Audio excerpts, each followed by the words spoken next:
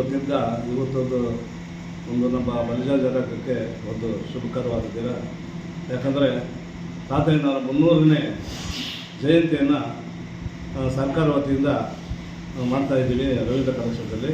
ಈಗಾಗಲೇ ಎಲ್ಲ ಹಳ್ಳಿ ಮತ್ತು ತಾಲೂಕು ಜಿಲ್ಲಾ ಕೇಂದ್ರಗಳಲ್ಲಿ ಸಂಭ್ರಮವಾಗಿ ಮಾಡ್ತಾ ಇದ್ದಾರೆ.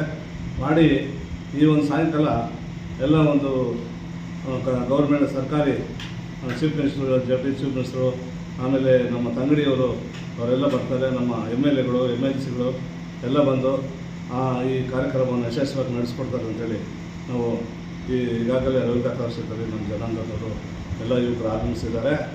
ಈ ನಾರಾಯಣಪ್ಪ ಅಂತೇಳಿ ಕೈವಾರ ನಮ್ಮ ಕುಲಗುರುಗಳು, ಬಲಿಜ ಜನಾಂಗ ಕುಲಗುರುಗಳು, ಅವರು ಸಾಕ್ಷಾತ್ ಅಮರನಾರಾಯಣ ಸ್ವಾಮಿ ನೋಡ್ಕೊಂಡು ಕಾಲಕ್ಕೆ ಜನ ಬರ್ತಿರೋದ್ರಿಂದ ಅವ್ರ ವಂಶದಲ್ಲಿ ಹುಟ್ಟಿರೋದು ಹೆಮ್ಮೆ ಅನಿಸುತ್ತೆ.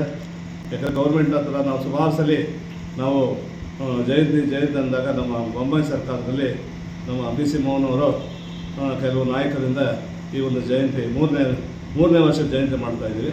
300ನೇ ವರ್ಷದ 3ನೇ ಜಯಂತಿ ಮಾಡ್ತಾಯಿದ್ವಿ.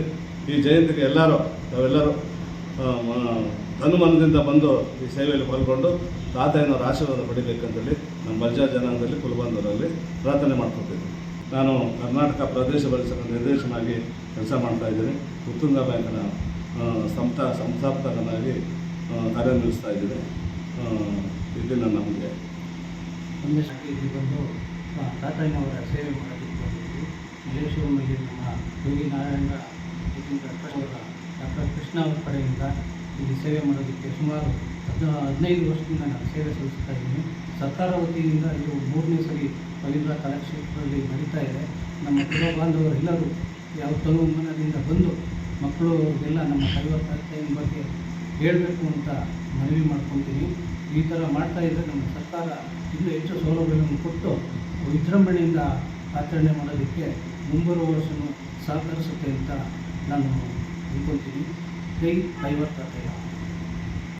ಇವತ್ತು ನಾವೇನು ಈ ಕಾರ್ಯಕ್ರಮ ಇಟ್ಕೊಂಡಿದ್ವಿ ಕೈವಾರ ತಾತಯ್ಯಂದು, ಎಲ್ಲರೂ ಈ ಕಾರ್ಯಕ್ರಮಕ್ಕೆ ಬಂದು ಯಶಸ್ವಿಗೊಳಿಸಿ ಮತ್ತು ಜಾತಿ ಭೇದ ಭಾವ ಇಲ್ಲದೆ ದಯವಿಟ್ಟು ಎಲ್ಲರೂ ಬಂದು ಕೈವಾರ ತಾತಯ್ಯನಿಗೆ ಆಶೀರ್ವಾದ ತಗೊಳ್ಳಿ ಅಂತ ನಾವೆಲ್ಲರೂ ಬಲಿಜ ಬಾಂಧವರಲ್ಲಿ ಎಲ್ಲರೂ ಕೇಳ್ಕೊಳ್ತೀವಿ.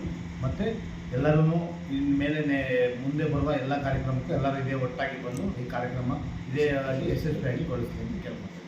ನಾವು ಮುರಳಿ ಚಿಂತಾಮಣಿ.